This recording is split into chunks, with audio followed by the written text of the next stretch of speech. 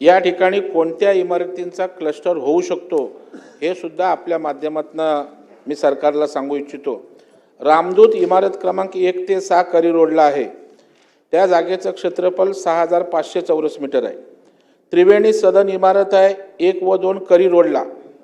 शिवडीचा ward क्रमांक 203 जागेचं क्षेत्रफळ आहे 5500 चौरस मीटर। इमारतीला लागून असलेले बंद महापालिकेची शाळा जर त्याच्यात सामावून घेतली तर तो फिजिबल होतोय। माऊली सदन परळचा आहे वार्ड क्रमांक 203 मध्ये त्यांचंही जागेचं क्षेत्रफळ 4800 चौरस मीटर आहे। तिथेही लागून बंद असलेली महापालिकेची शाळा आहे, तिला सामावून घेतलं तर ती फिजिबिलिटी त्या ठिकाणी होते।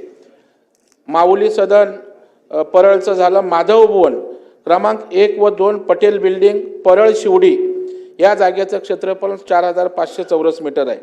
श्रमिक बिल्डिंग, संकल्प बिल्डिंग, आमे बिल्डिंग, आधार बिल्डिंग 1 व 2 विक्रांत सदन मोरिया चिंतामणी लालबाग या जागेचं क्षेत्रफळ पण 7500 ते 8000 चौरस मीटर आहे। Suryadarshan ABCD, Siddhant ABC, Saikripa AB, Parel village Sewri ward या ठिकाणी जागेचं क्षेत्रफळ आहे 5250 चौरस मीटर।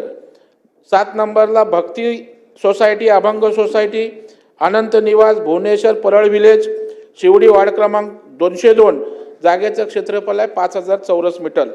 शिवशक्ती सोनावाला श्री हरिअंदर नाही झालं शेवटचं राजे। आपल्या मराठी माणसांचा विषय थोडंसं सहनशीलता नाही ना, ठीक आहे कॅबिनेट पण हेच आहे ना, कॅबिनेट आमच्यासाठीच आहे, लोकांसाठीच आहे।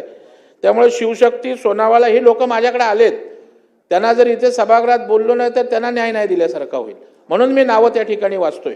त्यामुळे शिवशक्ती सोनावाला श्री हरिहिंद माता दादर वडाळा विधानसभा यांचंही 5000 चौरस मीटर आहे। आणि शेवटचे शंभूराजे अमरदीप मयुरेश मंगलमूर्ती मानस रायगड निवास काळा चौकीला जी लालबागला आहे अशा प्रकारचे 6000 चौरस मीटर।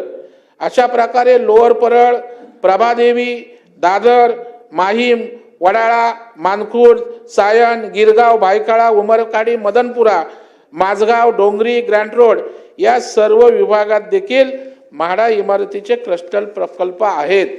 मी मुद्दाम उल्लेख एवढ्यासाठी केला की अशा प्रकारे हजारो लोक आज आपल्याकडे प्रतीक्षेत आहेत आणि म्हणून आपल्याला या ठिकाणी या संदर्भातलं यांचं क्लस्टर आपण करणार काय, त्या संदर्भात सरकार काय भूमिका घेणार।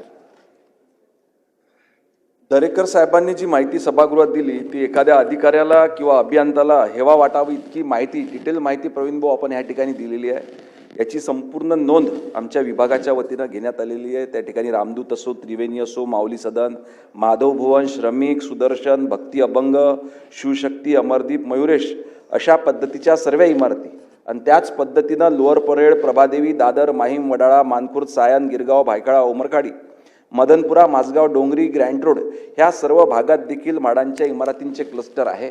ज्या ज्या भागामध्ये हे 13800 लोकांचं आपण त्या ठिकाणी पुनर्स्थापना करू शकतो, त्यांना घरं देऊ शकतो, याच्याकरिता माननीय मुख्यमंत्री महोदयांच्या बैठकीमध्ये निर्णय घेऊन त्यांना घरे देण्यात येतील।